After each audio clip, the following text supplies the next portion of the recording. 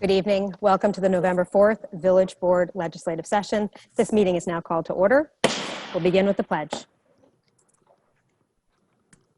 I pledge of allegiance to the flag of the United States of America and to the republic for which it stands, one nation, under God, indivisible, with liberty and justice for all.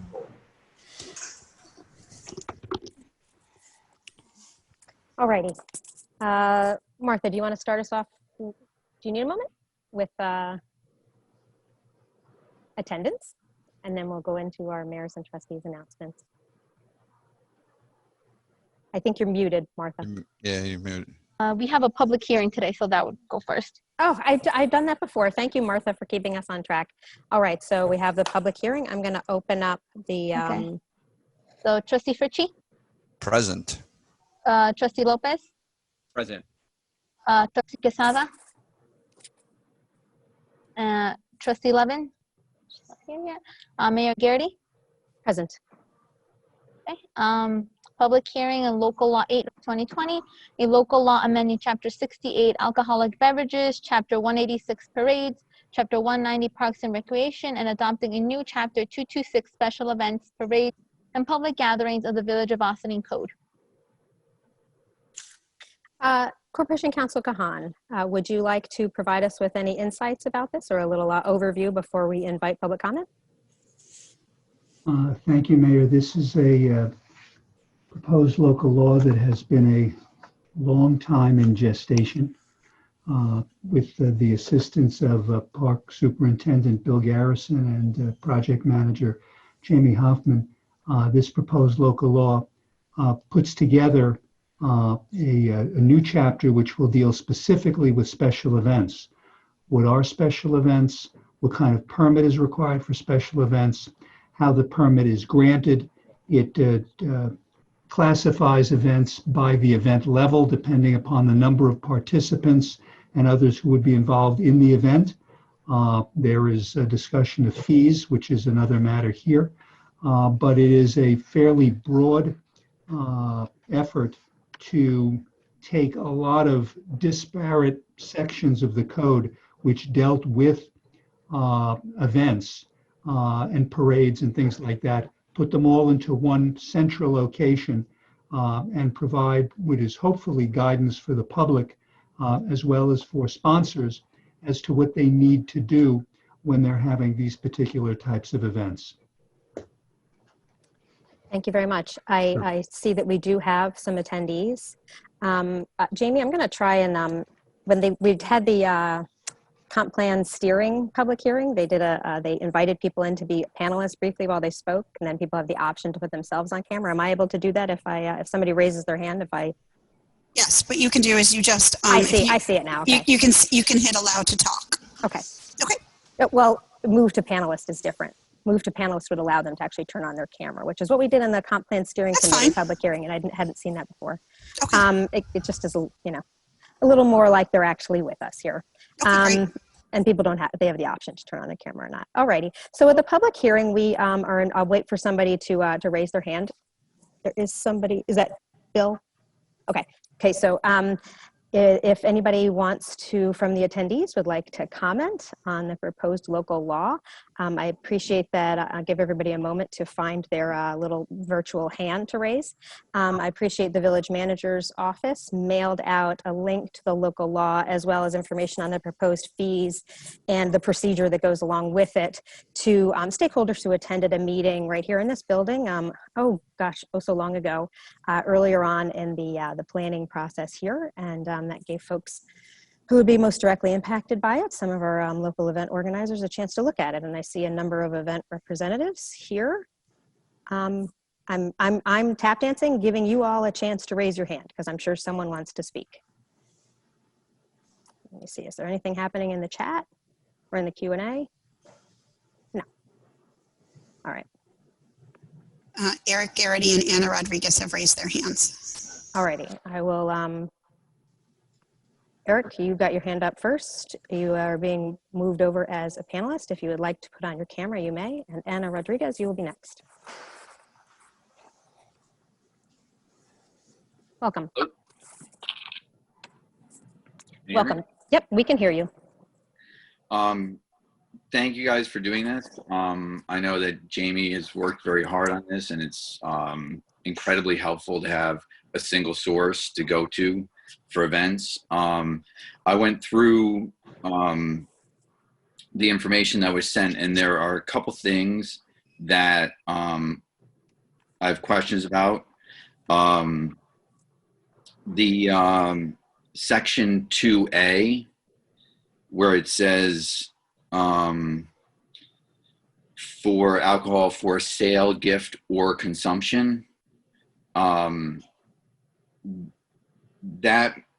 might want to be, or sale, gift, or consumption, that might want to be for consumption, because otherwise, like the farmers markets and stuff like that, where we have the SLA grants us marketing permits as manufacturers, a 3-year permit to be able to go in and sell, closed original containers.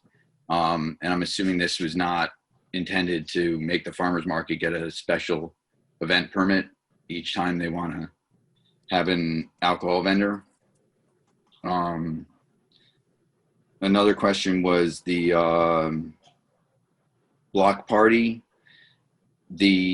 It seemed like a pretty simple process to do a block party, but if the block party wants to have like a food truck or an alcohol vendor, does it no longer qualify as a block party, and is it now a different event entirely, or is it just subject to some block part, or subject to other parts of the event permit application? The insurances were a little confusing. There is it lists at one point the dram shop and host liability, and I think on the what's intended to be the actual application lists liquor liability, and just would like some clarification. I believe they're the one and the same. But I'd like to know if that is in fact the case. We've done festivals and events from New York City throughout the Hudson Valley, and the standard insurance that's required is $1,000 per incident. Sorry, $1 million per incident, $2 million aggregate. I don't know why the village is requesting $3 million. That's sort of because it's so out of the norm with what we do. I think we had to do it once, and it was very difficult to be able to alter what's a common insurance package. We have a specific brewery insurance, so they accommodate for all kinds of events and stuff like that. So it's easier for us to make these kind of amendments and deal with event insurance. But I know that others that don't do this regularly would struggle even more. So I think that $3 million is an issue, because it's so inconsistent with what is typically provided as a $1 million, $2 million. And the 30-day requirement on the SLA temporary permits could be unattainable. During the busy season, the SLA, no matter when you submit your permit, they look at the date and then they will shelve it if it's not coming up. So if they're inundated, they'll put it to the side and they won't address it until the very last minute. And in the festival season during 2019, we were only being issued permits on Friday for a weekend event, because that was their backlog. So they were making sure they were getting it done, but there was no ability to have a 30-day advance temporary permit issued. And then the last thing I was wondering on the fees, there's several that are listed as non-refundable. Does that mean that the other fees are refundable? I understand that the village is not looking to profit off of events. They're just looking to offset the cost to taxpayers. But if an event is canceled for any reason and there isn't any services rendered, does that mean that the fees are reimbursed? If there's, you know, another pandemic situation and there's something that an event, say, that was supposed to happen in the spring and is now moved to the fall, is there ability to postpone and just like, you know, transfer the application to the new date? Or does the, you know, event organizer lose all of the fees paid up to that point and have to start from scratch all over again? So those were my list of questions based on the information Jamie sent. So thank you. Okay, thank you. That was a lot of questions that I think probably need to be thought about outside of this meeting. I just want to remind everybody that in a public hearing, we are here to hear your questions and concerns. And so I will move on. Thank you very much, Mr. Garrity. I will move on to Ms. Rodriguez. And Ms. Rodriguez, I'm going to promote you to panelist. And in a moment, you'll have the option to put on your camera, but certainly please do unmute yourself. Can you hear me? Yep, we hear you. Some of my questions Eric brought up, specifically on the insurance, the observation, and the other one was on the SLA permit, because we've had that experience where the application has been done several months in advance. We actually only received the permit a couple of days before. I had a question on here because it references that there are instances where if an event is held in a private property, that a special event application may have to be submitted. I understand the aspect of whether it impacts public property or public resources. But then there's a list on here in the frequently asked questions that it says if it involves one or more of the following on the list, it could potentially require special events. So that was not too clear from our aspect. What is the criteria that's gonna designate that a special event application will be needed if an event is held in private property? So those were the three observations that we had. I just have a quick request. If you're going to be speaking in the public hearing, could you just state your name and where you're from, just to put it into the minutes, please? Thank you. Do I need to say my name again? Yes, so her name is Anna Rodriguez with an S. And Anna, do you want to identify either where you live or what organization you're representing? I live in Ossining and I represent the Ossining Portuguese Center. Thank you. Thank you. You're welcome. All right, thank you very much for your questions, Anna. I'm going to put that on the same list of, we have some more things to think through and to talk to the stakeholders about. Thank you very much for bringing them to our attention tonight. No, you're welcome. With that, I will look again at the list of attendees and see if anybody else has raised their hand. There are a few more folks here in the attendee list, and I want to make sure if anybody else wants to ask any questions or comment that they have a chance to do so. I'm not seeing anybody raise their hand. Thank you very much, everybody who attended today. I'm going to turn to my colleagues on the village board and just make a suggestion that we hold the public hearing open for another 2 weeks, which is what we had anticipated anyway. Welcome, Trustee Levin. I know you had some traffic trouble. We're happy to have you here. We'll fill you in on what you missed in the first couple of comments in the public hearing. So if there are no other public comments, I would just invite either my colleagues to comment or staff if you feel there's something that needs to be clarified right now. But I think there's a lot of questions there that maybe need to be discussed between now and the next public hearing. Yes, Jamie? Mayor, I didn't know if you saw what was in the Q&A. I did. Okay. Yes.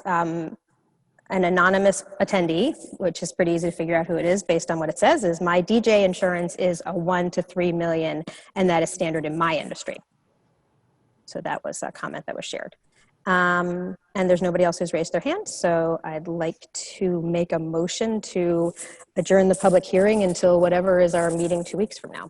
So moved. That was seconded by Trustee Levin, if you didn't hear that. Martha, then all in favor? Aye. Aye. Aye.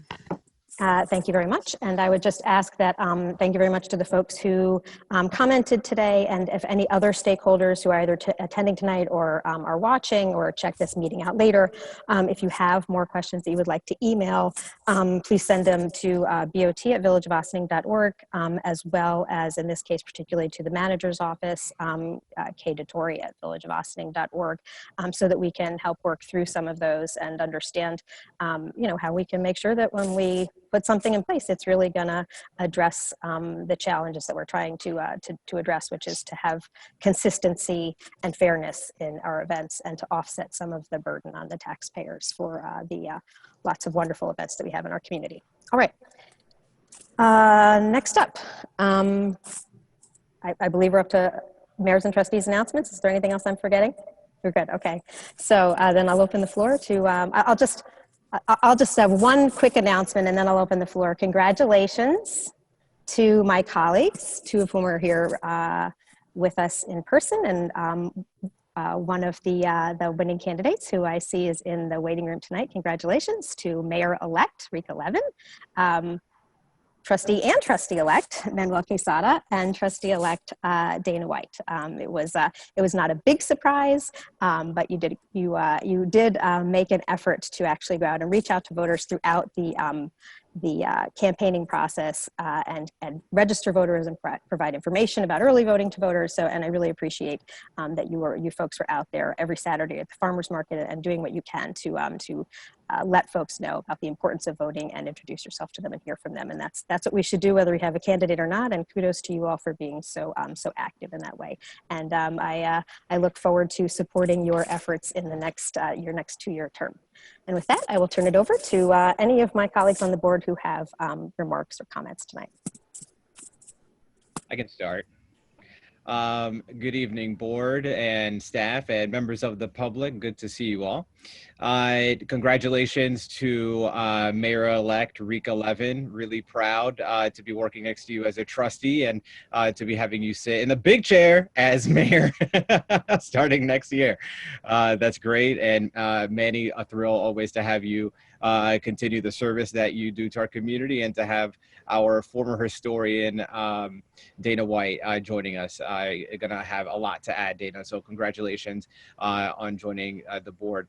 And to everyone that was able to go out and make their voice heard in the election, whether through mail, early voting, in person, on election day. I think the kind of turnout that we saw is indicative of the importance of this election, but also really showed the various democracy reforms we've been doing to try to have as many people vote as possible makes a difference. And so the more we can make election day a holiday, the more we can continue to have these kind of democracy reforms. I think it goes a long way. Next, we have our budget season coming up. I'll leave it to others for the details around that, but I just want to note that it'll be my first budget as a trustee, and so I'm looking to really get the same kind of enthusiasm that the mayor has around this. I'm not quite as enthused as the mayor, but I'm like 50% there, and so maybe I think like when I'm doing it, I'm going to get as excited. Next, we have this census update. So the complete count committee in the county is getting together for a meeting tomorrow to share reflections about the census and what went well, what did not, and what advice we have for people who are doing this 10 years from now who are sitting in our seats. And so I'm hoping to share some of those learnings with you all in a future meeting. Next, we have coronavirus. So when I gave an update a couple of weeks ago, last time we had a legislative meeting, the number was at 19. Now in the village, the number of active cases is 40. So it's doubled. And what does that mean? It feels a little bit at this point like when I was in like my teens or early 20s, well, more I guess early 20s, I used to talk to my friends about smoking and about not smoking cigarettes. It's like at that point, we've all seen the advertisements. You know what's up. You know smoking's not good. I'll remind you, but it's not news. You know what's going on, right? And so at this point, if I were to tell you to wear a mask and keep your distance and wash your hands and do all the rest of the things that you should do and that I certainly encourage you doing, it won't be news, right? It's a reminder. So the only thing that I will say that I hope can nudge things in the right directions is wherever you are, whatever you're doing, you as an individual, anybody who's in the sound of my voice that can hear what I'm saying, just do what you can do to help to advance this, to reduce the spread of coronavirus, because either we pay a little now or a lot later. You just have to look at what's happening in Europe and the kind of lockdowns that are happening there to see how serious the situation can get again. I remember the bad old days of March and in April, and don't want those to return to Ossining. And so the more that we can do now preemptively, the better. Next, on the DPW site, there's a video available on the Village website, on the website for the DPW site, as well as if you look on the Village's Facebook page, you can find a video on there of the event we had recently at the DPW site, where you can hear from the developer, you can hear from members of the board and the staff, and as well as questions from the public. And so I think it's well worth watching to learn a little bit more about that important mixed use, mixed income project that we're working on at the waterfront, particularly now because the focus of that process is thinking critically about having meaningful public engagement. And so you can start by watching that video, and you're going to be keeping an eye out on many more ways we're going to have of engaging with this project. Next, we have the application for boards and committees open, and I really want to tie this together with what was happening over the summer when we were really talking about matters of social justice, and particular advancing the justice and valuing of Black lives. One of the ways that we can achieve racial justice in our village in really meaningful ways is to have representation of particularly underrepresented groups on our boards and committees. So this is, if you are a young person, if you are an older person, if you are a person of color, if you are anyone, right? I think anybody would benefit from serving on our committees, but particularly if you are someone that is underrepresented on these boards, and they could really use your expertise. There are some boards where they have specific things that they're looking for, whether if it's a planning board, a background in law, or if you have, if you're in the tenant landlord relations board, if you're a tenant or landlord or neither, and I think some spots for neither, if you're mostly a homeowner that would fall into that qualification. But this is a way for, if going from if involvement goes like, let's call it like zero involvement is just kind of walking around doing nothing, to be actively involved in your community, and like maximum involvement is whoever shows up to every single one of these meetings and like picks up garbage in our streets and like does like that kind of thing. There's like 99 numbers between that 0 or 1 and that 100, and probably like anywhere from like a 50% to like a 80 or 90% are these boards. It's a great way for you, if you have no background in involvement in the village, to get involved with the village and learn about what's going on. My last two, I promise. The next is the Ossining Police Reform and Reinvention Collaborative. The working committee is doing its thing, working. We have signed Matrix Consulting Group. That is official. And so now what we're doing is planning on what public engagement and public outreach is going to look like over the course of the next few months in order to get this plan together. So we're working and communicating with the police, who are a critical partner in this work. We're looking to engage with members of the public, also critical partners in this work. And we're leaning on our facilitator friends here at Matrix Consulting Group to help us tie the whole thing together. So that's where that currently is. Keep an eye out. We have updates on the Village website on that as well. My last piece is that I'm in the Sunshine State right now. I'm in Florida because of a family emergency that has brought me here. And it's a state that I'm sitting in this lanai, kind of reflecting on all the Trump signs that I've seen around me in this state. But it is what it is. But the reason that I bring it up is because what has brought me here is having to go to the hospital. And at the hospital, particularly for a family member that has needed language services while she's been there, I've seen the way that having access to whether it's, in this case, nurses and doctors and hospital administrators that are able to either themselves speak Spanish or have translation services available, or just being able to have that information available for this patient in their language, and in this case, Spanish, makes a huge difference. And the reason that I bring this up is because oftentimes when we're in meetings like this, we bring up, hey, is this going to be available in Spanish? And the reality is there are 0 people on this call right now that need that information available in Spanish. And so it can be something that's easily overlooked. But I can tell you, as somebody who is personally experiencing the way that having language access available to someone that needs it can make a huge difference in the quality of someone's life. In this case, the availability of healthcare, but in our case, the availability to get something built in their house with the planning department, or to understand what's going on in terms of these boards and committees, or anything else that's going on. The more that we do, it's not an academic exercise. It really helps real people in our community. And I just want to thank whether it's the library, whether it's our police department, our recreation center, any efforts that we already make to make things available in other languages in our community, especially in Spanish, goes a long way. And the more that we can do to push that way, I would applaud. And that's it for me. Thank you, Trustee Lopez. And you pretty much covered my whole list, so my announcement is going to be super short. Does anybody else have any comments or announcements? It is quite a week. Yeah, I'm Right just going to first of all thank everyone for coming to vote. Thank you, Mayor, for bringing up our new positions next year. It'll be, as we've said before, this is one of those rare occasions where we're going to hopefully be able to transition in such a way that most of us will be able to hit the ground running on January 1, which will be, I think, really great for the community. And I thank the mayor and the village manager for, that help. And thank you for every vote. Clearly, if you're watching the national election, not so much the local, when they said every vote counts for real. No better example than all the new groups of people in total that came out, and everybody's vote that came out. Ossining is always, and Dana, is my sound off? Just for a second. Oh, sorry. Maybe I touched something.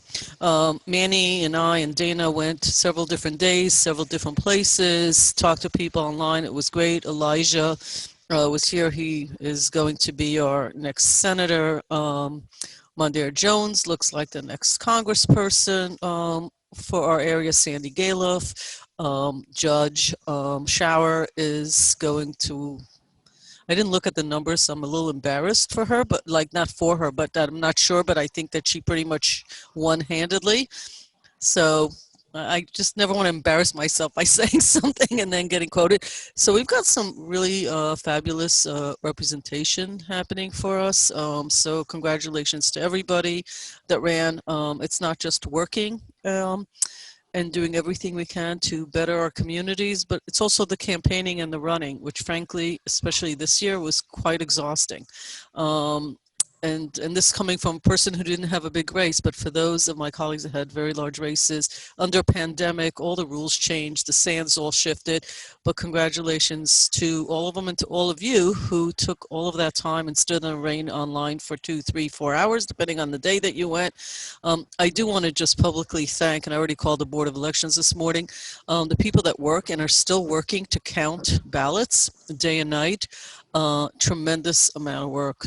Some are volunteers, some are paid. It really doesn't matter. It's really, I don't want to sound corny. I'm just going to have to say it. It's really an amazing sign of democracy. And if you've been to other countries, and many people in our community come from other countries, you know what I'm talking about. It's really a pleasure to watch all of these folks work so hard to make sure every single ballot matters, because every single ballot is being counted here and across the country. So really, it's in some ways, even under this pandemic, a joyful moment. In my opinion, for democracy, it doesn't matter to me who you voted for, but I wanted to not let this night go without saying that I think Omar did cover most of the big issues that many of us work on this board. It's been great this year because the mayor has taken on some of the positions, assigned others to some of us. So we've had this sort of team effect of working on so many of these groups. But I do want to encourage people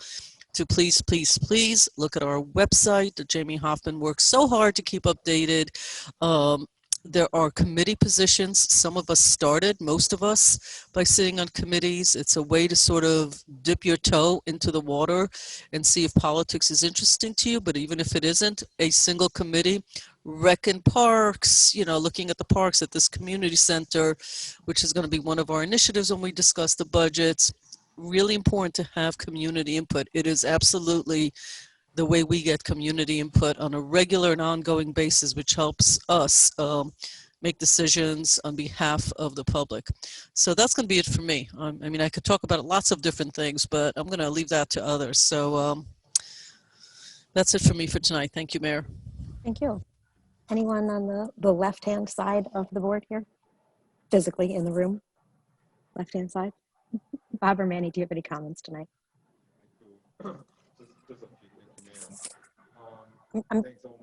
I don't think you're on, Manny. No. I can hear a little static, like the plug went in.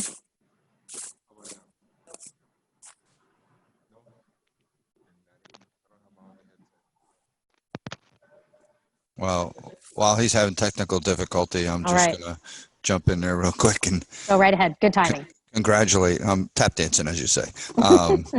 Congratulate Rika, Manny, and Dana on their victorious win. And Omar pretty much touched on what I was going to say about DPW. So that's good. So I'm short and sweet, and hopefully, Manny, you're ready to go. I'm done. How are we doing? No. An echo, maybe. Is that any better? Yeah, we yeah, hear you. yes, Now we we hear hear you. you. I guess my headset's not working properly, but thanks, Omar. You did cover a lot. I appreciate that. I think the only part that I do want to say thank you for all the community that came out and actually participated in something that is very important. And like Rika said, it doesn't matter who you vote for, but I think that's something that is essential for us to be part of it. And that's the democratic part of having the right to vote. So thank you for everyone that came out. Obviously, it's always humble to be part of this board. It's something that I have enjoyed for doing this for years. I love what I do, and I think I try to do the best I can to pretty much represent our community as a whole. So that being said, I do want to add one quick thing on what Omar did miss, which is the comprehensive plan. So that process is going to keep going for a few more months until probably the middle of next year.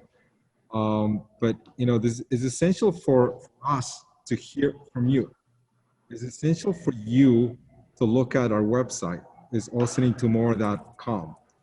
I think it's important for our community to start getting engaged and see what is the proposed plans are coming out in front of us. It's essential, just as voting, it's essential for us to look at the future of Ossining for the next 10 years at least. So even if you agree with something that you see, send us an email. If you don't agree with something, send us an email. If you want to be part of something, please send your comment. Let us know what you think. Sometimes social media is, sometimes the comments on social media just stay in social media. But if you want your voice to be heard, I think it's important for you to be involved.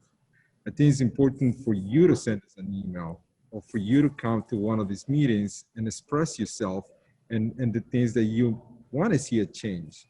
I got several phone calls early today, and some of them were like, why you guys are not doing this? I said, great, I'll bring this back to the board, but you need to participate in some of the changes. You guys need to be part of a lot of the stuff that we are trying to accomplish. And sometimes it takes us a little bit longer, but it's essential for all the community members to be involved on this. Yes, we are elected officials. Yes, we are serving the community. We are representatives of the community, but at the same time, I think we need the input in certain items. We need the input of the community. So I'm asking you, please get involved. Please go to the website, aussoningtomorrow.com. There's a lot of information in there. There's more information that we're going to be sharing within the next couple of weeks, maybe, Karen. That in regards to a lot of information that we are trying to put together, more like a bullet point, form that we are working on. So there's a lot more to come. Again, I think it's important for the community to be involved on some level in here as well, because we are going to be making a big change or potential big changes on our comp plan coming up for next year.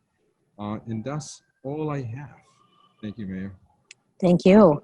And I will just, yeah, you might want to, thank you.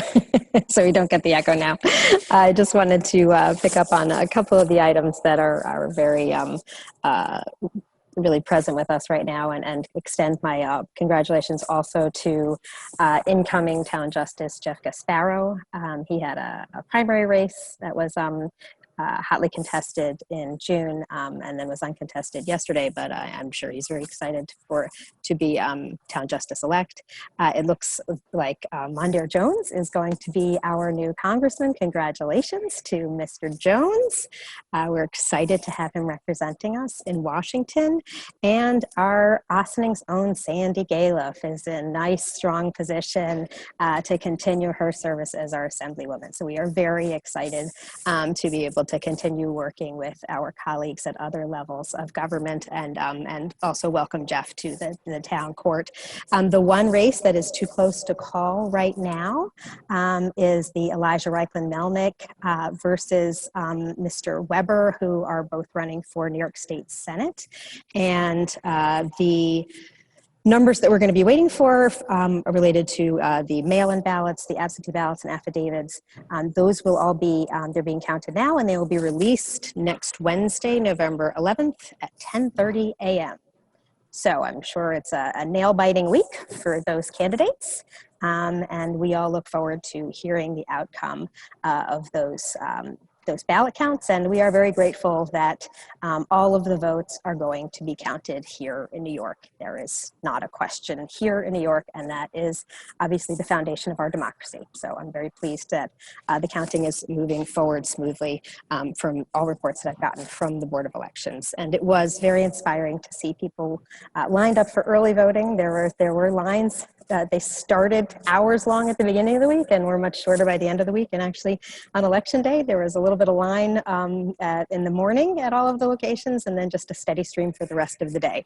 It's clearly, I'm looking forward to seeing the eventual turnouts. It looks like record turnouts, lots of stories of first-time voters, and perhaps we will actually get to see the youth vote becoming a driving force for policy. We hear about that all the time.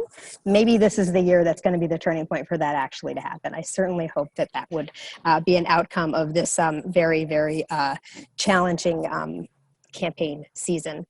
I am looking forward to being able to interview candidates for boards and committees, and for both appointments from the mayor, the manager, and the board of trustees. We have some that have come in already, and we look forward to getting in touch with folks and doing some virtual interviews. And then the manager will be doing some for the land use boards that she appoints to as well. And it's always great to have new voices coming into village government.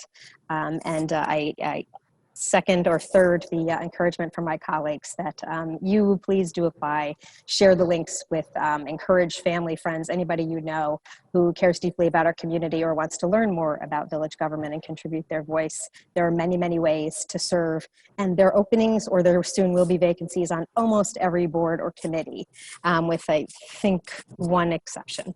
So go ahead and check that out. Look for the little hands raised icon on the village website, and I frequently link it on my Monday Mayor's Message. I'll be sure to do that again this week. I'll just close with a note about the COVID numbers. It is very troubling. We're up to 40 in the village. I contacted both the police chief today and Lindsay Farrell at Open Door, and there's no report of any particular incident that would have contributed to what seems like a little bit of a jump. We were in the 20s last week. We're at 24, I believe, last Friday, and then at 40 today. It does seem like a concerning number. And I also, when I look at that, I compare it to some of the other communities in our area and with similar demographics. Peekskill and Portchester also saw some pretty big increases and are both at higher levels than we are. And I know that Open Door in Portchester is really looking into what may be contributing to their numbers as well, although there is obviously an overall increase in the region. I also looked at Cortland and Yorktown, who are higher than us than our numbers last week, and they are lower than our numbers this week. So and it doesn't seem like there's that one incident like when there was the Chappaqua graduation thing in June that was or the churches in Pleasantville. We don't have an incident like that to point to. I think we have, in those of us with children in the schools who are getting all of the messages now multiple times a week, it seems, where there's been a case that's been reporting and the Department of Health is working with the schools to do all the contact tracing. It is definitely becoming something we are much more aware of on a daily basis, even in our part of the country that is at still a lower active rate than most of the country. So as we all know, do what you can do. Wear your mask, keep your distance, wash your hands, and limit your travel. And if you do travel outside of the area, you need to follow the quarantine rules, and those rules are evolving. And I'm not even quite entirely clear on them. We were just emailing about that today. Corporation Counsel is our resident expert on all orders from New York State. He raised his eyebrows. I didn't mean to put it. Didn't mean to give you any pressure for you to know everything about New York State, Stuart, but you do keep your finger on the pulse of what's coming out of Albany. So the quarantine rules are very important, especially during this holiday time. And sometimes you have to travel, just like Trustee Lopez did. He's also very conscientious, and I know he will follow all the quarantine rules upon his return here to New York, and takes it very seriously, as we all should. All right. With that, I would say, Stuart, before we go on, do you want to just clarify for us what are the new quarantine rules? Because I know they have changed, and I have to say I'm not entirely, I don't understand them well enough to explain them myself. Thank you, Mayor. What it comes down to is this: instead of having a list of travel advisory states, with the exception of the states that touch New York, Pennsylvania, New Jersey, Connecticut, and Massachusetts. If you are coming into New York from any other state or territory, you need to have a negative COVID test 3 days before you come here. And then when you come here, you must quarantine for 3 days. And on the 4th day, have a COVID test and be negative for that test. If you do that and both tests are negative, then you are essentially released from quarantine. Otherwise, you have to go through the 14-day quarantine. So that's, in a nutshell, the thought is it was probably done because we are approaching Thanksgiving, we're approaching other holidays, and people are going to start traveling. But that's what the long and short of it is that you need to have a test in where you are, and then when you come here after you quarantine for 3 days, you have to have a test here, and both tests must be negative. So that's the long and short of it, Mayor. And does that only apply if you are in one of these states for more than 24 hours? That is also correct. If you are in the state, if you are, and then it goes to if you're an essential employee, and depending how long you're there, but if if you're driving into a particular state and you're just coming right out, the answer is no. For the contiguous states, it does not apply. But as the governor has indicated, it's important to be very careful. You may have seen yesterday, New Jersey's positivity rate was 5.37%, which is significantly higher than New York and Connecticut. So if you have to go to Jersey, just really take every precaution that you otherwise would take, because they're having some significant rises in some of their neighborhoods as well. Thank you very much for that, Sure. Stuart. Much appreciated. All right. And I think it's finally time for us to move on to administrative reports. Stuart got a little preamble to his administrative report, but we'll go to Karen. And it doesn't get much more exciting than Karen's report. This is like my favorite report of the year. Go ahead, Karen. Thank you very much, Madam Mayor and trustees, and congratulations, Mayor-elect Levin, Trustee Casada, and Trustee-elect White. Very exciting news for everybody, and we are looking forward to going forward. And the very step first of going forward into next year is getting the budget established. So I am pleased and honored to be here tonight to present the 2021 manager's proposed budget. I think we can all agree that 2020 was and continues to be an unprecedented and challenging year, marked most notably by a global pandemic that has affected all of us. We all know people who have become ill. We know people in our community have lost their jobs. We know people have died from this pandemic. And now as we brace ourselves, many of us are continuing to struggle in anticipation of a second wave. So it's with this in mind that I want to acknowledge the village staff.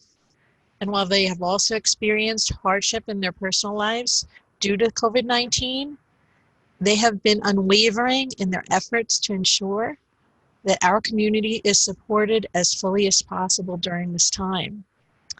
So despite revenue losses from programs that we were not able to run, loss of sales tax, and other things that impeded our ability to do what we had initially planned to do when I presented this last year, our staff has managed to watch expenses carefully, recalibrating, course correcting throughout the entire year. And in planning the 2021 budget, staff was keenly aware of how important this budget is. And how we have to continue to manage expenses carefully while also continuing to provide the best service possible for village residents during this time. In her inaugural year as treasurer, Dale Brennan has taken on a lot, and she's done an astounding job assuming a new role, implementing a new financial system, and drafting the budget that I'm presenting tonight.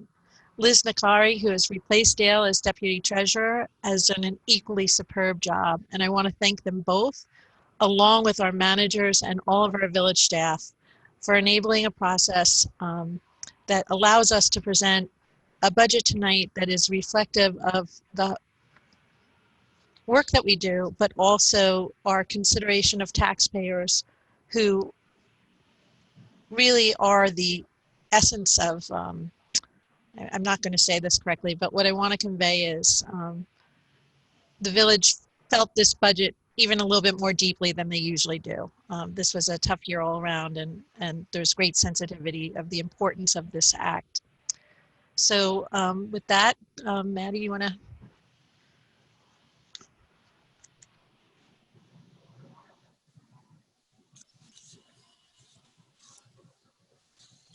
Okay, great. Thank you. So here we have the 2021 Village of Ossining Manager's proposed budget. Go forward.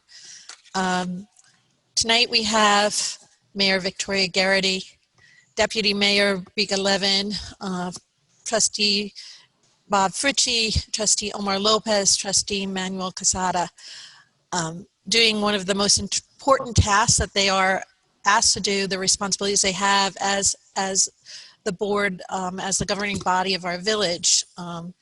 It is this board that will review this budget, and they will go through every single line to make sure that it is finalized and represents with great clarity and with great dedication to what we need to do. Again, respectful of our taxpayers and their needs in the community. It is an important act, probably one of the most important that the trustees do. And I want to thank them all for working with us throughout the year and working with us now over the next several days when we will be meeting with them and all our department heads to go over the budget in great detail. Tonight is just a top line overview of what we will be doing, and those meetings will be public, and I will provide the dates of those meetings towards the end of the presentation. Thank you. The Village of Ossining, the board oversees the operations of the Village of Ossining and all those things that are that we engage to provide services and support for our community. They are responsible for appropriating the funds necessary to carry those out. So that includes our Department of Public Works, our housing voucher program, Parks and Recreation, building and planning, the clerk's office, our finance team. It also represents and oversees our fire chiefs and our fire companies here in Ossining, as well as corporation counsel and legal services for the village, and of course the police department as well. We also, in addition to the staff in the village, have a wide number of volunteer committees. That includes our land use boards and other historic preservation, numerous boards, some dedicated to the arts, sustainability, you name it. We probably have a committee for it here in Ossining, and the board is also responsible for overseeing the volunteer work of so many people in our community. So just a little background of, we're going to be talking about the village budget tonight, and we're also going to be talking about the money we raised from taxes for that village budget. And just so everybody out there who's watching knows, if you live in the village of Ossining, 25% of your total tax bill is going to the village of Ossining. The bulk of your taxes, 62%, goes to the school district, and 13% goes to the county and town. And this is based on an average assessed home value of $343,109. So this is a snapshot of the village budget. It is a greatly condensed version. The detail behind this is voluminous, and again, if you choose to watch our budget meetings, you can go through it line by line with us. The village budget is made up of several funds. The general fund is where we appropriate taxpayer dollars. So in the general fund, if you look at the first line, we are proposing appropriations of $38.3 million this year. Of that, we anticipate that, or we're proposing the amount that we need, the amount that we're not anticipating, the amount that we would need to raise by taxes, our tax warrant, is $23.6 million. The total general fund is also funded by other things that are not property tax related, and we also use a portion of our fund balance, which is essentially our reserve funds, to fund the general fund and make sure that we have covered our costs for providing the services we need for the Village of Ossining for the upcoming year. The other funds that we have are water and sewer fund, separate funds, but you would pay these, this is your water bill that you get, they pay into the water and sewer fund. So you won't receive a tax bill for that, but you do pay for that through your water bill. The Section 8 program, which is our housing voucher program, is a federally funded program. So $3.7 million is essentially funded by the federal government so that we're able to provide services for residents to enable them to receive housing vouchers through a fairly rigorous application process so that they can live here affordably and be able to assist in the overall support of our community. So that's an important program that Ossining has valued for a long time, and I can speak personally that is a very beneficial one to many people in our community. We also have our debt service fund, which is the debt that we're paying on our bonds, and some magic that is done when we reconcile through interfund transfers. So the total budget for the Village of Ossining is $55 million. Again, the amount raised by taxes that we use for this is $23.6 million. So we want to look at how we're doing with taxes, because obviously high taxes are an issue. There are taxes in general, but certainly high taxes in Westchester are an issue for all of us. So as we look at the total appropriations, again, this is money in the general, this is the general fund used to administer most of the services that the village provides for its taxpayers. And we're looking at a budget that's really holding very steady from 2020 to 2021 with a 1.1% increase. And that increase is really due primarily to some costs that are out of our control. So it would be negotiated contract increases, and then also this year an increase in the New York State retirement fund system, as well as increases to healthcare. Total raised by taxes, we do have a 2% tax cap, but we're going to explain how we get to 3.36% in the next slide. I promise it's not as bad as that looks.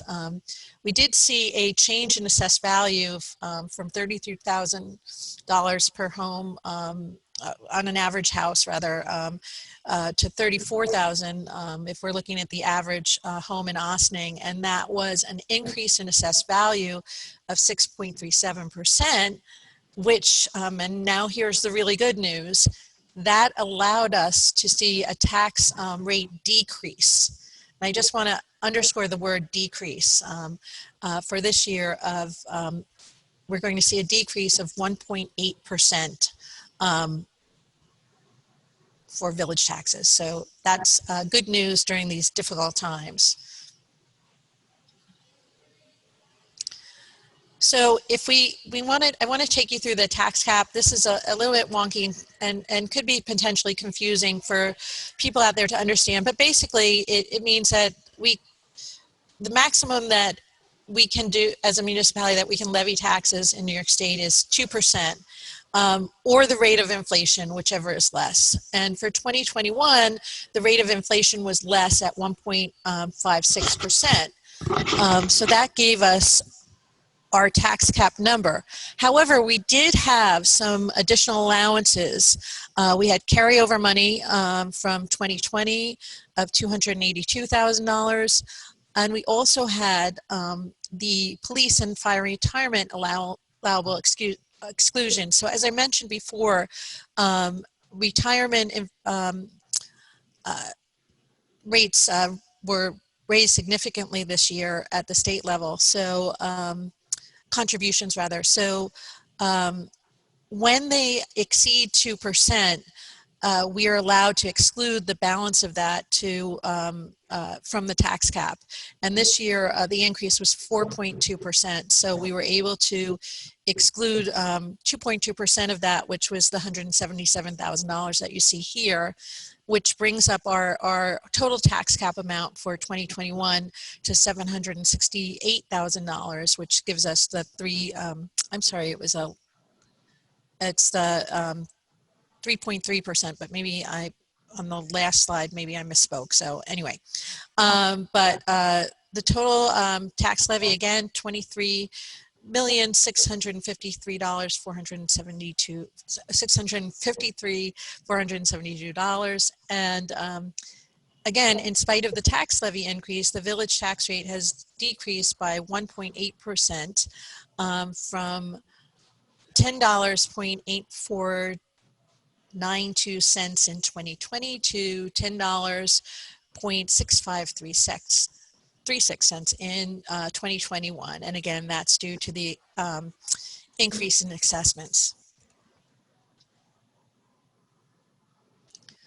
So where do your village taxes go? That's what we all want to know. So a 32% of your village taxes go to public safety. And the titles that we're going through are designated by the state in their consolidated accounting system. Public safety is our police department, our fire department, code enforcement, and building inspectors. Employee benefits, I think, is fairly self-explanatory. General government support is your administrative staff, and transportation would be highways, your Department of Public Works. Culture and recreation is our community center, our recreation programs, our parks. And homes and community services would be planning and building departments. And again, we'll be going through all of this in great detail. So, and economic development too is a part of planning.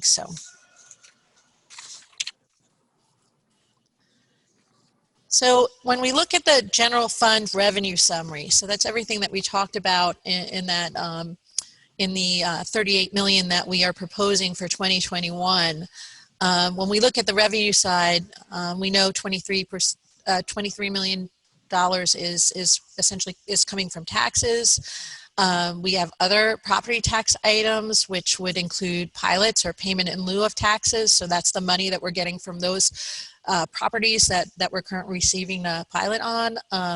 We have non-property tax revenue, which examples of that would be sales tax and gross utilities, cable franchise fees, departmental income. We have clerk's fees and different fees from different programs and services that we provide to the community, and so on. You know, again, we'll be going through this in great detail over the next couple of days. But these are the elements, and if anybody has any questions, feel free to ask, of the components that go into the general fund. And you can see the breakdown visually on the side. So, and then spending by type. So, how are we using those monies? How are we spending that money? So we have staffing, personnel services, employee benefits. Again, the bulk of that, how that money is distributed. We also have contractual expenses, so that would be professional fees.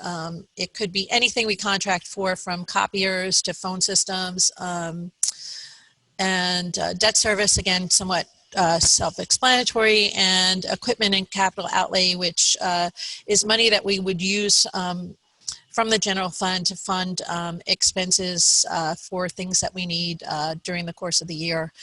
Usually those are not annual expenses. They could be different every year. So,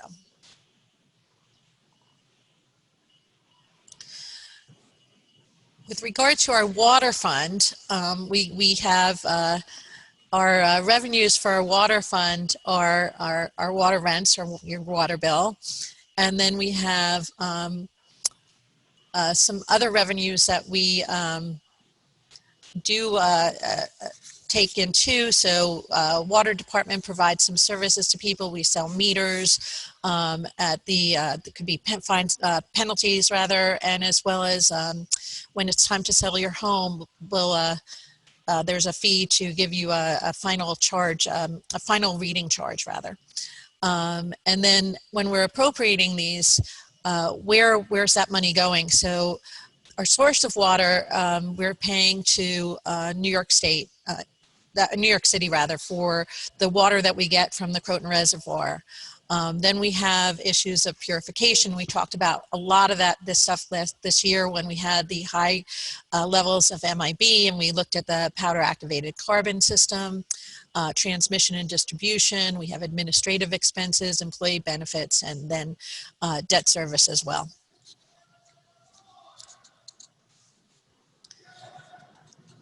Again, your sewer rents, or your, the money that you paid towards sewer is covered in your water bill. And that provides for your sanitary sewer system, sewage pumping. There's obviously administrative costs, benefits, debt service. Those are the costs associated with making sure that our sewers are running as smoothly as possible. And for Section 8, our housing voucher program, again, this program is funded almost entirely through federal funding. We do make up a portion of that through a general fund transfer because it's something that we know is very, very important to our residents, and it's renters as well as landlords. So these are funds that are paid to landlords directly on behalf of residents who are eligible for a housing subsidy. And again, this program is about $3.7 million. And tomorrow we'll be meeting with Marilyn Geraldo, who runs this program, so we'll be able to get more detail from her about the program, about how it ran during COVID. We heard from her a couple of weeks ago here. So again, a valuable program, smaller part of our total number of, smaller fund here, but very vital.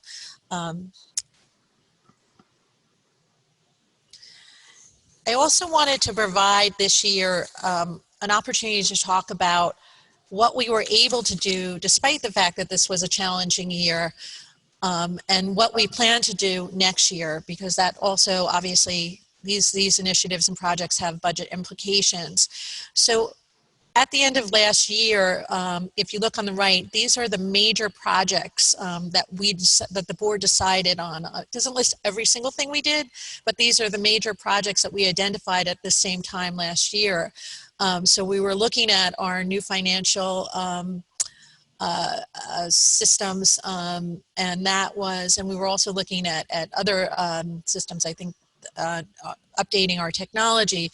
On our financial systems, the admin system, which we ended up securing, is underway, and we are, Dale just informed me that we will have our taxes up online that'll be going live in November, and we'll be finishing the total implementation middle of next year, which will also allow for us to be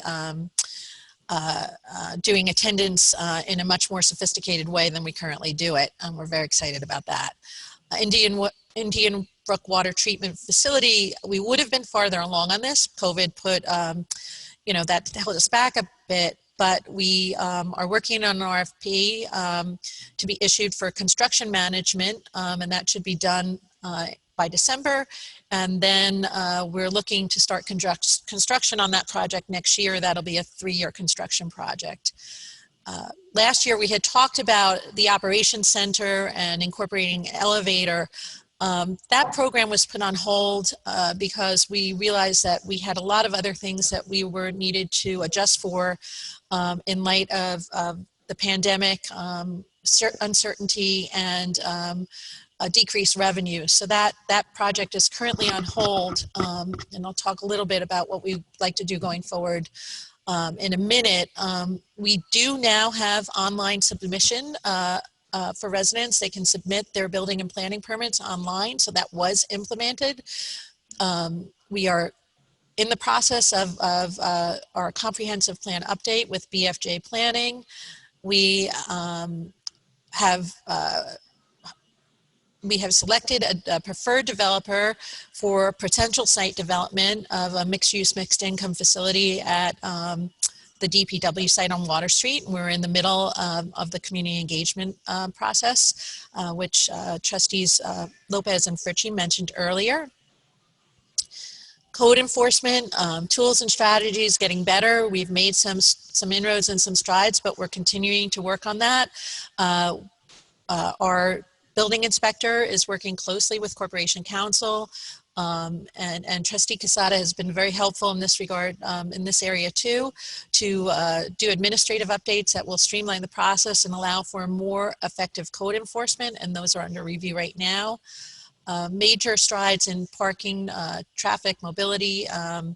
Thank you to Maddie Zahach on this for really spearheading our parking and mobility initiatives, and we are working with Nelson Nygaard on a transportation and mobility study, and parking, transportation, and mobility study. And we also are looking at a new metering system pending for 2021.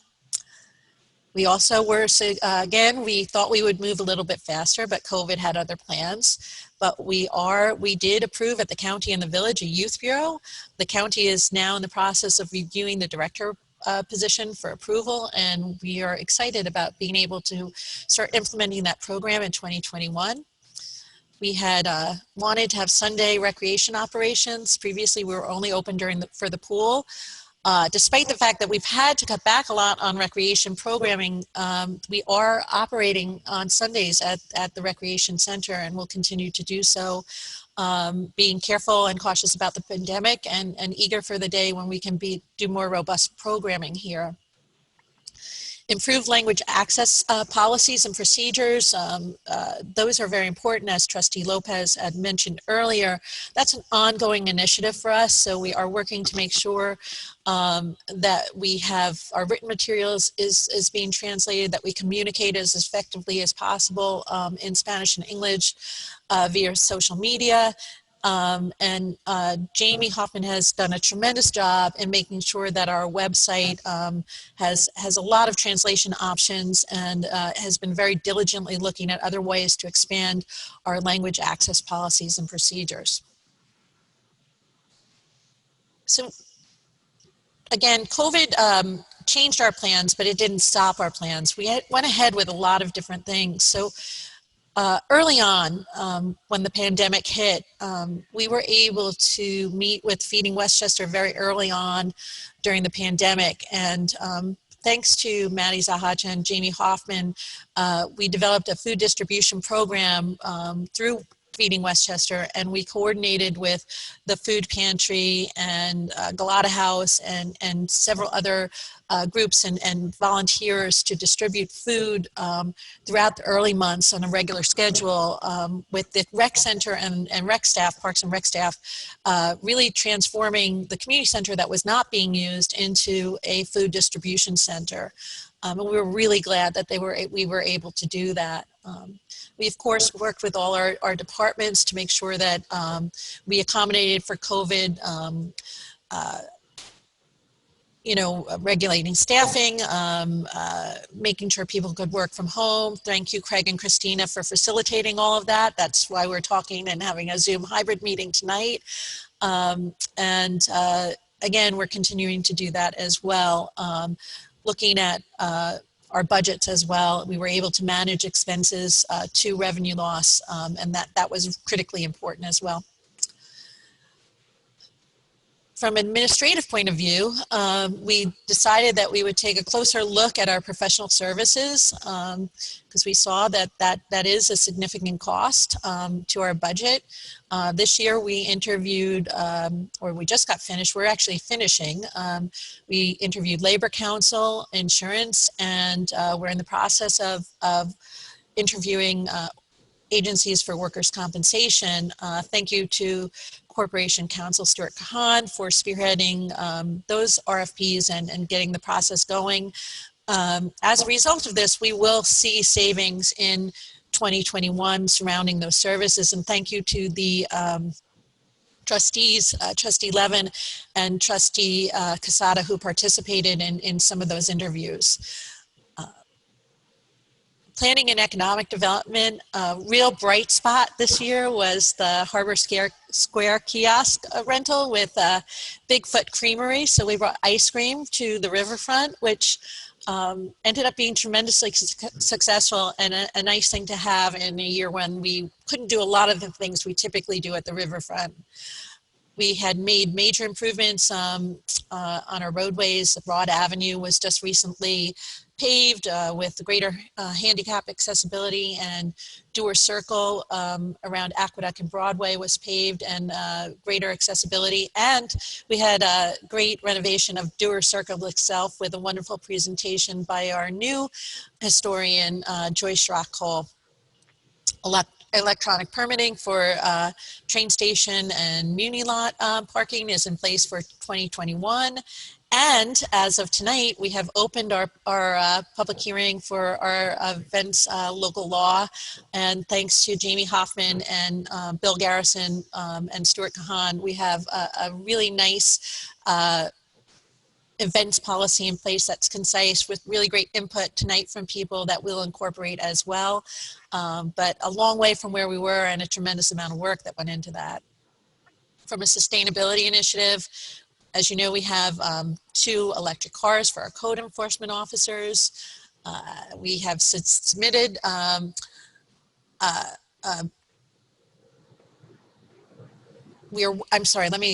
Sustainable Westchester has a Heat Smart program that really is looking to make heat pumps and geothermal heating accessible to people, similar to the way they've done programs to make solar power affordable to residents. So we're working on that. Andy Teese, our water superintendent, is working on that. We're working with the town and other municipalities, and this is really a larger issue to make sure that residents have access to the latest in technology for sustainability and energy savings. We're also applying for FEMA's Building Resilient Infrastructure and Communities program and flood mitigation assistance. And we're applying for a planning grant that will help us to make sure that we can do more planning along our waterfront in collaboration with the town of Ossining. So despite the fact that 2020 was a challenging year, I do want to acknowledge the work that the staff and the board have done to get a lot of stuff done during that time. And as we go into 2021, I just want to summarize what the board has discussed so far. And this subject is, this list is not necessarily the final list. It's probably subject to some change and probably doesn't encompass every single thing. I'm sure we'll be talking about this in greater detail during the budget meetings too. So for the pandemic, we will continue to make adjustments as we progress and hope that we don't have a too bad of a second wave, but we're ready. We've also discussed a COVID memorial that we would be able to design and implement for sometime spring or summer of this coming year, 2021. For administration, we'll be focusing on our website and optimizing it and coordinating it with making sure that village services have a seamless interface with the public. So that would include village operations, police, recreation, and other things to just make everything we do at the village more accessible. And obviously language access will be a component of that. For 2021, our professional service RFPs will include engineering services, Affordable Care Act compliance services, special counsel for litigation services, and PESH, Public Employee Safety and Health training and audit manager. That's something that we're required we provide the training and be audited for that. So those are the 4 things we'll be putting out for RFP for professional services in 2021. Planning and economic development will have a big focus for 2021. We will be finishing the comprehensive plan. We've been looking at economic development. We want to support our community. Our businesses have had it tough. We want to make sure we're in a position to support them, get them where we need to be and attract new businesses. So we are exploring a local development corporation or a similar entity that we can help to assist the village in driving local economic development. We will be looking again at determining what we want to see at the DPW site and moving forward on that. We also have talked about development and planning for other village home sites. This would include the site on Market Square and the post office site. In 2019, we received a grant for remediation of the 200 Main Street building. That's in progress, so we look to see that remediated in 2021. That was another project that was delayed due to COVID. And parking and mobility, we'll see new smart parking meters are on the horizon, or we'll be getting our study done on parking and mobility, and receiving recommendations and implementation strategies from Nelson Nygaard, informed by the community.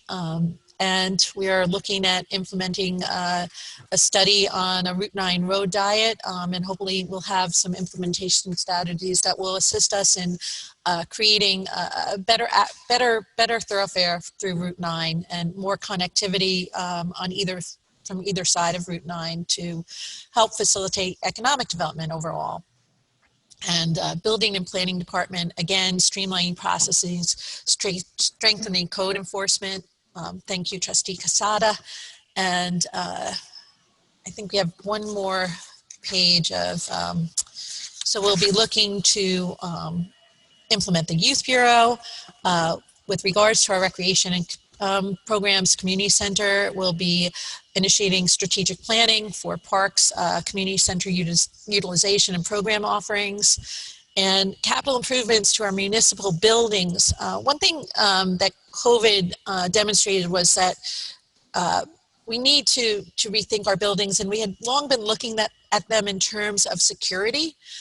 We also realized there's another safety benefit of restructuring our buildings somewhat to make sure that we can be safe during a pandemic, but also provide greater security in the buildings overall for the long term and greater resident convenience. So in Village Hall, we're looking at a generator, which would probably take place of the outbuilding that we have on the side of Village Hall right now that's used for files.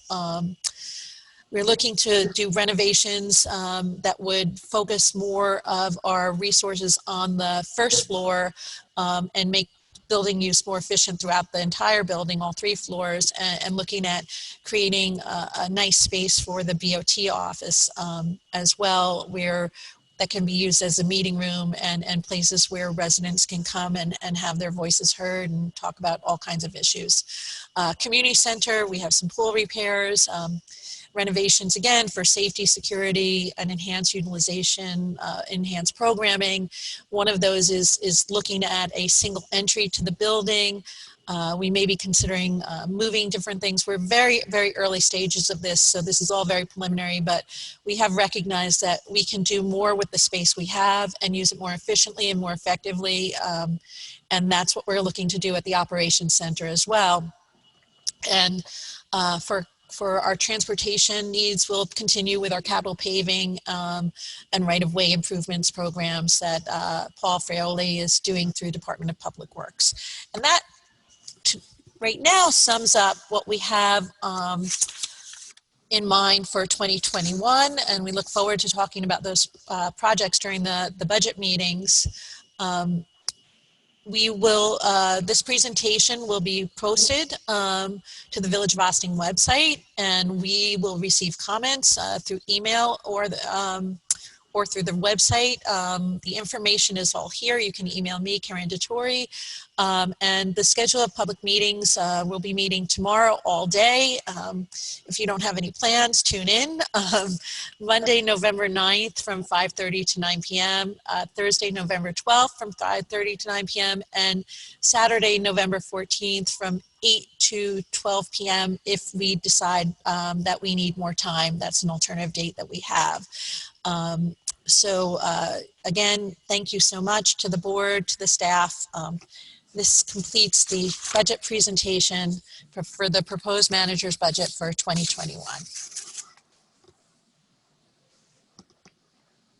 Thank you, Karen.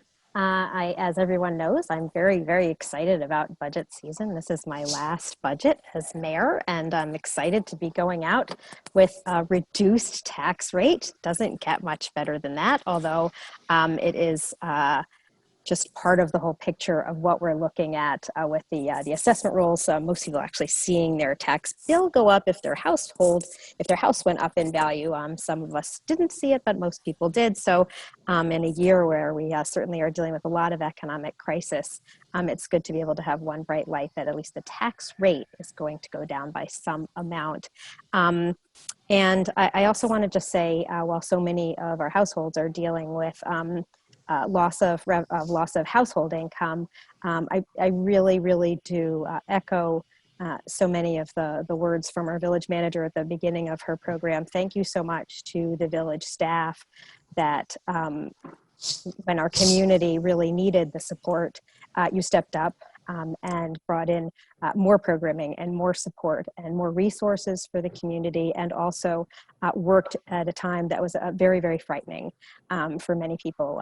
We've gotten a little more used to the expectation of wearing masks and keeping distance, but if you remember back to the spring and the essential workers and the folks who didn't have the option to work from home, it was very, very scary. And one of the teams that stepped up first, that was the real heroes in village government, was the team that would come in and sanitize and clean things so that people could safely work in all of their work environments. So thank you very much to everyone who's done such a terrific job serving our community and serving each other so that you all could continue to work in relative safety during times of great uncertainty. I'm really looking forward to our budget season for this year, and I will have lots and lots of questions over the many, many hours that we have scheduled.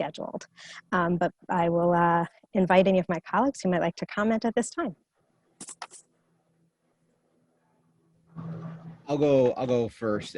So I thank you, Karen, and the staff that put this together. Super detailed and a lot of really exciting projects for next year. We'll go through it in detail in the coming days. But the only question that I have at this point, because I'm not sure if it's something that we will talk about, is with respect to the community center. You talked about kind of optimizing space, and one of the conversations we've had in the past is about with the Sing Prison Museum being built in the coming years, how the kind of exhibition we have in the community center now is kind of underutilized space. Can you say a little bit more about how that may, considering that's a longer term thing, but how that may play into your 2021 budget? Absolutely. That space is underutilized, and we're actually looking to work with Sing Sing Prison Museum to have those, all of those, exhibits there transferred over to the museum. Again, they're anticipating the construction of the visitor center, which is also delayed by COVID, but we're just recently signing, I think the mayor is signing a letter of support about moving those things. She'll probably be signing that tomorrow along with Supervisor Levenberg. So that space could be utilized obviously more efficiently. We can redistribute things, we can look at things in a very out of the box way. And right now we're really just, have talked about it. We've talked to, working with our facilities management team, and Andy Teese and his staff, and John Heitman, to really look at, we've done a walkthrough with all the buildings, with an architect to get a piece, drafting a proposal for just doing some preliminary drawing based on that input. So yes, ideally we will be using that space more effectively and efficiently, and especially it's great timing because we have the Youth Bureau coming in, which will likely be housed in this building, and we want to make sure we can run effective youth programs too. Thank you.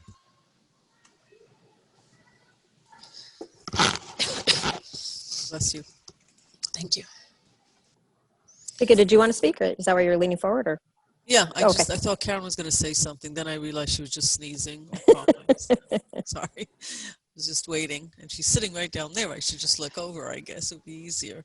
No, this is great. I did want to point out, just for public knowledge, as a point of education, that the one thing that village trustees are the only ones that can do is approve the budgets. It's only 5 of us that approve it. The staff and village manager present proposals, we discuss, great time for public input. If there's something on here you don't see that you thought you would be seeing, you can write to the village manager. That's great. For the public that wants to reach out to any of the board members or all of us, for whatever reason, it's bot@villageofaustining.org. Feel free to share some thoughts. You know, we don't know what we don't know. So if something was somehow, for whatever reason, left out, really this is the time. 2-3 months from now, a little late. So because the budgets they're not in stone, but you do budgets for a purpose, which is that you then spend time following them, and it's a plate of goods. And if you take something, if you put something on, especially in the economic cycle we're entering, something might have to come off. And so I really encourage people, or any of the volunteer groups or whatever, this really is the time to look at it and put in sort of your stake in the ground and ask us some questions. And we look forward to it, actually. So I really appreciate that. I think it looks good, Karen and Maddie and everybody else. And there will be some great conversations as we go through it. So no need to go into the details. I'm just looking forward to looking at the numbers, because the budgets really do determine what time will be spent on what projects as we go forward into the year. So thank you. Thank you. Anybody else is welcome to comment. You don't have to, because we do have hours and hours of discussing over the next couple of weeks. But I'm going to say something real quick. Thank you, and I'm looking forward to actually go line by line through this budget coming up. Definitely is going to be a tough year. So thank you so much for all the hard work that you guys have done.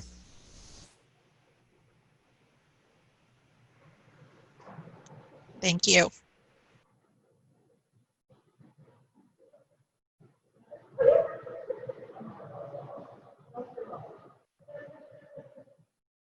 I can't be the only one that doesn't say anything, so everybody else has. But thank you, everybody. And we've got 3-4 days of looking at each other. So I'm looking forward to it. Thank you. all right, yes, thank you very much. I have lots of questions.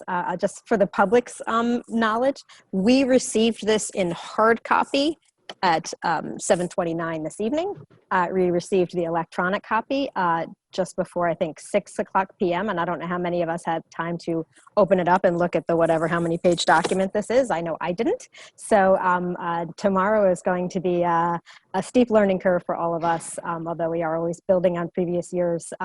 I see the budget season as always a learning opportunity, and Dale has been an outstanding mentor for me, and I have really, really enjoyed getting to work with her for so many years in her deputy role, and now as our treasurer. We are very, very fortunate to have her leading our finance department. She does not only an excellent job of doing the work, but also in helping us understand municipal budgets. And every year is an opportunity to deepen our understanding of it. And for our two new trustees who did observe much of the meeting last year when they were trustees-elect, it's different when you're sitting on this side of the virtual table, as it may be. So I'm excited to have you both participate in it this year, and we are very fortunate to have so many excellent tutors in municipal government and excellent department heads to learn what their goals are and really understand how we're going to facilitate that by providing the approval of the budget that we think is going to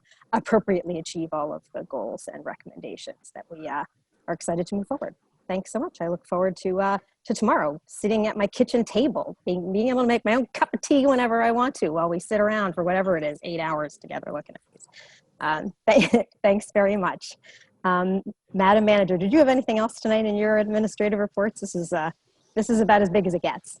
I think we covered between tonight's announcements and this report. I think we've done a good job of covering everything that's going on. So. Okay, thank you very much. Then Corporation Counsel, do you have any report for us this evening? I've already discussed what is the new requirements for quarantine, so I will pass the baton. Wow, moving right along now. Okay, Chief Sylvester. Good evening. Last time we met, our department was in the middle of the International Association of Chiefs of Police annual conference. Since that last meeting, our people attended sessions on leadership, use of force, procedural justice, implicit bias, employee discipline, public information. I also presented at that conference and took a position as the vice chair of the Public Information Officer section for the association. October, we finished up with our charitable promotion for Breast Cancer Awareness Month.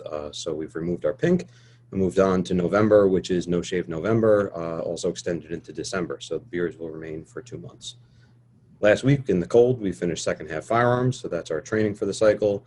On Saturday, you may have seen some of our officers dedicating their time on their days off to hand out candy to kids in order to save Halloween. For our Halloween candy run, good job to Officer McGovern and Officer Hershowitz for managing that, along with the Elks Club, Johnny G, PAL, and Westchester Tobacco for sponsoring that.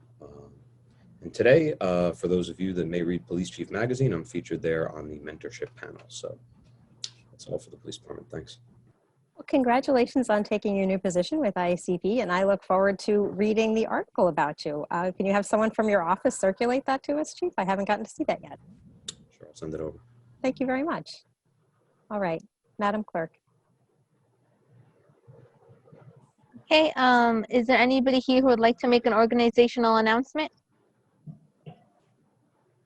So I'll just remind folks that organizational announcements are up to 2 minutes. If you have an organization that has an upcoming event or anything that you're doing, you want to let the public know, now is your chance. The next opportunity, there are 2 other opportunities for public comment. One is related to any of the resolutions that we are going to be voting on tonight that are on tonight's agenda. And then at the end, we'll have visitor recognition. So anybody who wants to comment on anything of interest, general interest to the community, will have 3 minutes to comment at the end. I'm not seeing anyone raising their hand for organizational announcements, so please go right ahead, Madam Clerk. Moving on to village board resolutions, is there anybody here who would like to address the board on any of the resolutions this evening? No? Seeing no one. Approval of minutes, October 21st, 2020. Resolved that the Board of Trustees of the Village of Ossining hereby approves the minutes of the October 22nd, 2020 regular meeting as presented. Do I have a motion? So moved. Can we get a second? Second. Comments on the board? I just want to say thank you very much, Madam Clerk, for making those minor amendments that I sent you this afternoon. They were not substituted for anybody else if you read them earlier and didn't see them. It was like a couple of words and amending my own comments in the announcements. Madam Clerk. All those in favor? Aye. All opposed? Just a quick question. I know Trustee Levin is not here. She just stepped away for a moment. I think Okay. you just don't count her in that vote, I guess. Abstain her voting? Okay. Mhm. Okay.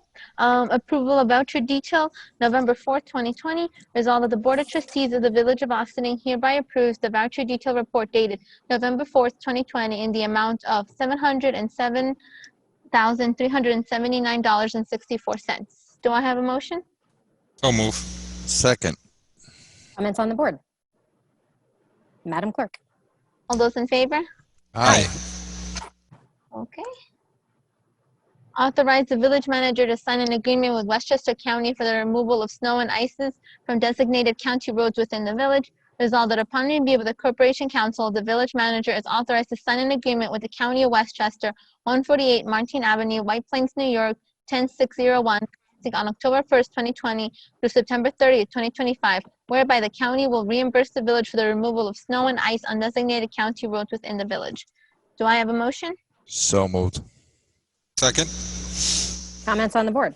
I'll just point out to people, these things come up a couple of times, once with the county and once with the state.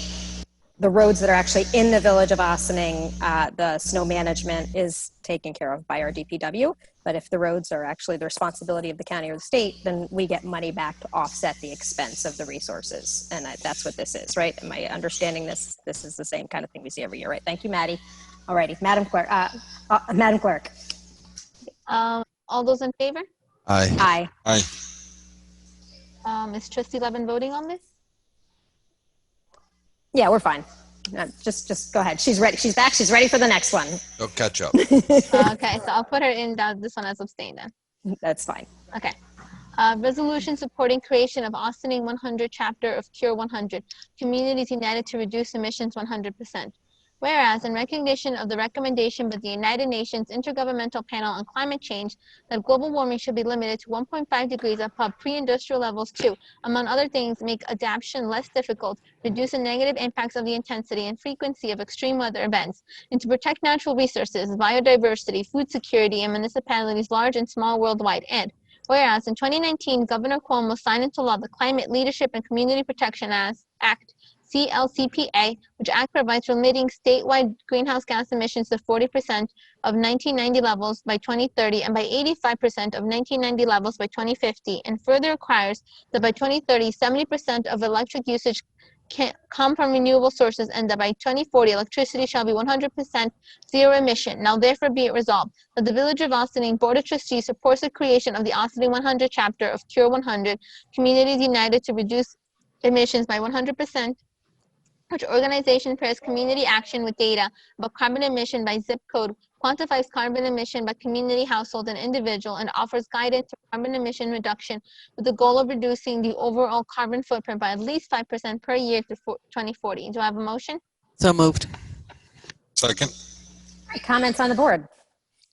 I think we saw Susie Ross last week? It seems like a decade ago. But last week, look, for my family of solar paneled house and, electric vehicles for many years and all the other stuff, composting piles and everything else, it's all about reduction of emissions. And, for those of you who love the Hudson, for those of you that have been in this village a long time, this stuff is not a theory. It's a reality of how we manage the environment. Directly affects us every day, not 100 years from now, not generations from now, but actually now. So anything that heads in that direction, I'm all for. So I'm in support of this. Does anybody else want to comment? We had a nice visit from Susie Ross. This is something that doesn't cost us anything, and it's just brought to us by the fantastic volunteers at Green Ossining, and it is a technology tool for anyone in our community to be able to understand at the household level what are your greenhouse gas emissions in several different categories. And knowledge is power. When you understand what your greenhouse gas emissions are and where you fall on that spectrum, then you understand and you can see what tangible changes you might be able to make in your home. And this dovetails so nicely to the program. When we applied for it, it was referred to as Heat Smart, so it's actually mentioned as one of the administrative accomplishments of this year is the application, and a successful application to be selected for the upcoming campaign with Sustainable Westchester. And you will hear about it as the Energy Smart Homes Initiative, and they changed the name in large part because it also, there's a variety of opportunities for how you can make your home more energy efficient and reduce your greenhouse gas emissions, including related to air conditioning, which is, so calling it Heat Smart might kind of confuse people. They think it only has to do with heat. It has to do with a lot of efficiencies for your home, like the Energize program they did years ago, and that has one of the components to this, as well as was mentioned, the heat pumps and potential for geothermal, and there are a lot of, there's sort of a bevy of opportunities that can work for a variety of different types of homes, and we're really excited to be rolling that out in the village in partnership with the town and the village of Briarcliff in the coming weeks. And that it will really partner nicely with people being able to take advantage of this tool, so you can really see where your greenhouse gas emissions, where is your carbon footprint having the greatest detrimental impact on climate change right now, so you can improve it at a household level. So thank you very much, Green Ossining, for doing this for our community, and thanks Susie for coming and telling us all about it last week. I too will be very excited to vote in support of it. Madam Clerk. All those in favor? Aye. Authorization for the village manager to sign a retainer agreement with Kahan Bean PC as Village Labor Counsel. Resolved that upon review with the Corporation Council, the village manager is authorized to sign a retainer agreement with Kahan Bean PC, 445 Hamilton Avenue, White Plains, New York, 10601, to serve as the village's labor counsel in accord with the proposal dated September 28, 2020 for the period of November 5th, 2020 through December 31st, 2021. Do I have a motion? So moved. Second. Comments on the board? Madam Clerk. All those in favor? Aye. Aye. All opposed? Okay. Authorization for the village manager to sign the necessary documents designating Montoya and Sons Corporation as the village's insurance broker of record. Resolved that upon review, the Corporation Counsel, the village manager is authorized to sign the necessary documents designating Fo and Son Corporation, 400 Columbus Avenue, Valhalla, New York, 10595, as the village's insurance broker of record in accord with the proposal dated September 24th, 2020. Do I have a motion? So moved. Second. Comments on the board? This may have been said. I'm sorry, I missed a couple of things. One of those days. Want to thank Stuart Kahan, who did a yeoman's job in both of these. The previous piece about the RFP for Keen and Bean, and then now for the insurance. It is hours of work. A lot of places don't like to do a lot of RFPs, but we decided a number of months ago, based on staff recommendation, that, you know, every once in a while, you got to start looking at everyone that you hire and do business with, and just to sort of see what's out there and look at different options. And Manny and Stuart spent lots of hours with the insurance. And Manny and I and Stuart also looked at legal counsel. We had no issues with anybody we were doing business with. It was just that the village felt it was time to just see what's out there. And I think that Stuart has done just a yeoman's job of bringing this together for us. So I appreciate the time. And Manny seemed to have had a lot more fun doing the insurance than what would have thought. But, you know, to each his own. And I appreciate all the work, and I'm in support of this. Madam Clerk. All those in favor? Aye. All opposed? Okay, Fire Department, Washington Hook and Ladder number 2, removal from active roles. Resolved that the Board of Trustees of the Village of Ossining hereby removes Blake Hypke from the active roles of the Ossining Fire Department, Washington Hook and Ladder Company number 2. Do I have a motion? So, second. All those in favor? Aye. Aye. All opposed? Fire Department appointment, Washington Hook and Ladder number 2. Resolved that upon the recommendation of the Fire Chief, Andrew Parkis, Austining, New York, was elected an active member of Washington Hook and Ladder number 2 for interior firefighting. Do I have a motion? So move. Second. Comments on the board? Madam Clerk. All those in favor? Aye. Aye. Okay. Fire Department appointment, Washington Hook and Ladder number 2. Resolved that upon the recommendation of the Fire Chief, Matthew Gibney, Austining, New York, was elected an active member of the Washington Hook and Ladder number 2 for interior firefighting. Do I have a motion? So move. Second. Comments on the board? All Madam those Clerk. in favor? Aye. Aye. Aye. Fire Department appointment, Austining Steamer Company number 1. Resolved that upon recommendation of the Fire Chief, Viviana Luerio, Austining, New York, was elected an active member of Austining Steamer Company number 1 for exterior firefighting. Do I have a motion? So moved. Second. Comments on the board? Madam Clerk. All those in favor? Aye. Okay. All opposed? Okay. Is there any continuing business of the board? I do not believe so, no. Is there any new business of the board? No, ma'am. Is there anybody here who would like to address the board on any issue not related to the agenda tonight? I'm going to give a moment here. We have a few people who are listed as our attendees, and at least one of whom joined us a little later in the meeting. We did have a public hearing earlier. We had comments from a couple of folks. That public hearing about special events has been continued, meaning we will have another public hearing in 2 weeks at our meeting, which will be, I forgot the date. What's the due date? 2 weeks from now?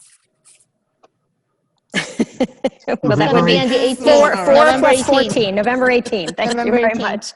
much. Okay, so I'm not seeing anybody raise their hand to make a general comment during visitor recognition. So I just want to, before we ask for a motion to adjourn, I just wanted to ask Corporation Counsel. A couple of weeks ago, I know that there was a particular a special date that was going to pass for the Hudson Crest development that happened, I believe, last week. And I'd said I'd like to have an advice of counsel about that. Afterwards, Stuart, is there anything that we don't even need to make a motion, but while we're all together before we all sign off and I lose the ability to speak with you directly, is there anything to discuss in advice of counsel? They are, I can simply tell you this publicly, Mayor, they are working toward completing their financing. I did speak with Mr. Lieberman today, actually about an hour before this meeting, and They have received a short extension from the lender to work out the details with regard to a construction loan agreement as part of a new joint venture. That's what I have right now. Okay. Never-ending saga. I'll watch it in 2021. You guys keep me posted. All right. Let us know, please, if anything comes of that in the coming weeks. Thank you, sir. All righty. Then if there's nothing else, motion to adjourn. So moved. Second. Sorry. Second. All in favor? Aye. Aye. All right, and with that, I say thank you very much. We look forward to a number of opportunities where we'll be getting together to talk about the budgets. Those meetings are available for folks to see publicly, and then they'll be available on our YouTube channel to view later on. This meeting is adjourned.